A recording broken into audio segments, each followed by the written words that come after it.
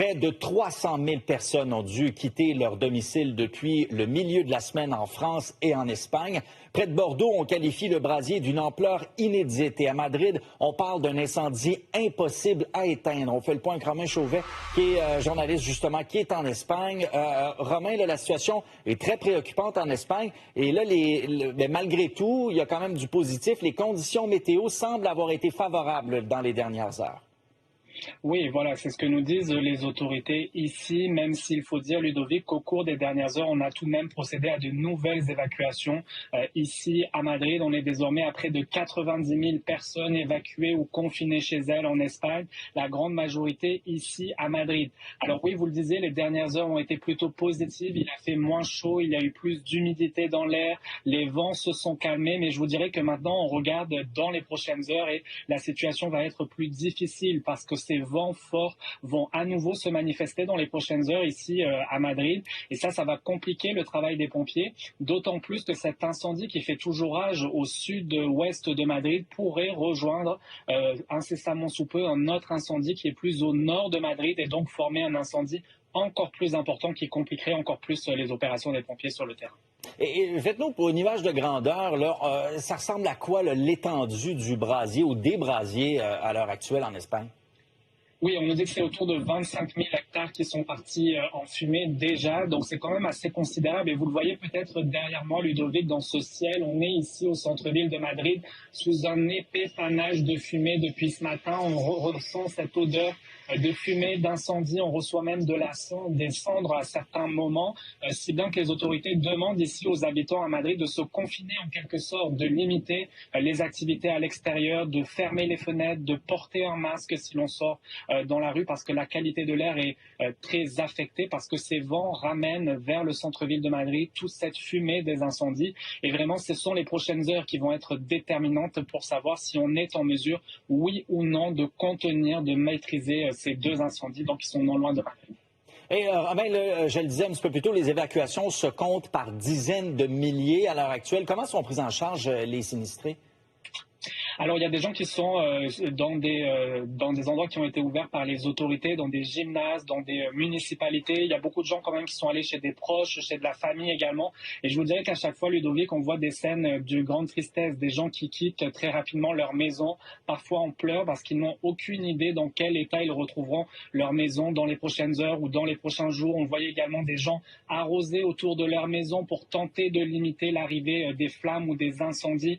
Alors évidemment, c'est tout le travail maintenant des pompiers sur le terrain de protéger les gens et toutes ces habitations. Il y a des renforts de d'autres pays qui sont arrivés ici en Espagne, 2 Canadair d'Italie, 2 Canadair de Grèce, 200 pompiers du Portugal et il y a d'autres régions de l'Espagne qui se sont proposés à envoyer des renforts à la fois terrestres et aériens pour aider tous ces pompiers qui sont mobilisés sur le terrain et qui sont fatigués également parce que ce feu, ça dure depuis plusieurs heures maintenant, longues heures et vous l'avez vu sur les images, ce sont des flammes assez impressionnantes toujours.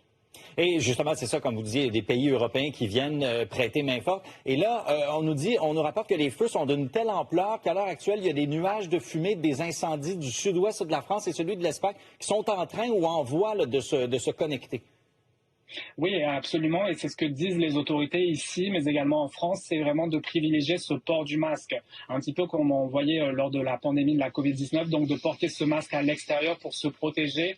Évidemment, ce sont les gens les plus vulnérables, donc on peut penser aux enfants, aux personnes âgées, aux personnes qui ont des maladies respiratoires ou des maladies chroniques qui sont les plus à risque. On demande également de limiter les activités physiques à l'extérieur parce que tout ça, ça pourrait présenter des risques. On nous dit d'ailleurs ici à Madrid qu'il y a plusieurs personnes qui ont été transportées à l'hôpital pour des problèmes respiratoires, mais elles se portent bien. Donc évidemment, on veut limiter au maximum tous les risques sur le corps humain.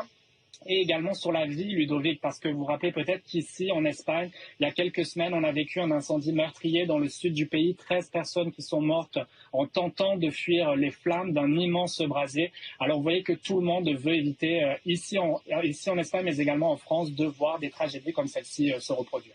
Ben oui, c'est certainement, surtout qu'il n'y a pas de victimes là, pour le moment, c'est la bonne nouvelle. Oui. J'aimerais qu'on parle de la situation en France. On parle déjà du feu du siècle depuis les derniers jours. Et là, même si on est seulement à la mi-juillet, 2026 a déjà battu le triste record de 2022.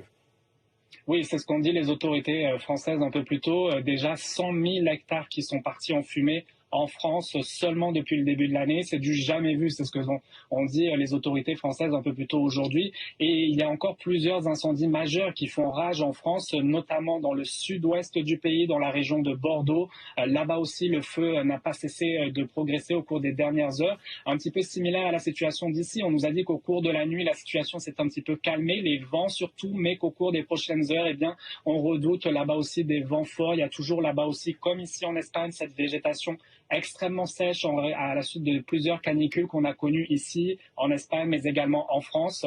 200 000 personnes, imaginez, qui depuis plusieurs jours ont dû être évacuées dans cette région de la France. 40 000 hectares qui sont partis en fumée. Le feu qui s'approche désormais de la ville de Bordeaux. On a envoyé sur place des militaires, un avion militaire également pour mettre de plus en plus d'eau pour essayer d'éteindre cet incendie-là. Mais ce sont des opérations complexes et qui nécessitent beaucoup de moyens. Et d'ailleurs, Ludovic, en France, en ce moment, il y a le Tour de France, cette compétition de cyclisme. Et demain, on a réduit l'étape, donc réduit le nombre de kilomètres pour permettre d'alléger les pompiers, les policiers, leur permettre donc de lutter contre cet incendie historique déjà dans le sud-ouest. C'est ça, affecter d'autres ressources à d'autres besoins. Merci, Romain. Plaisir. Au revoir.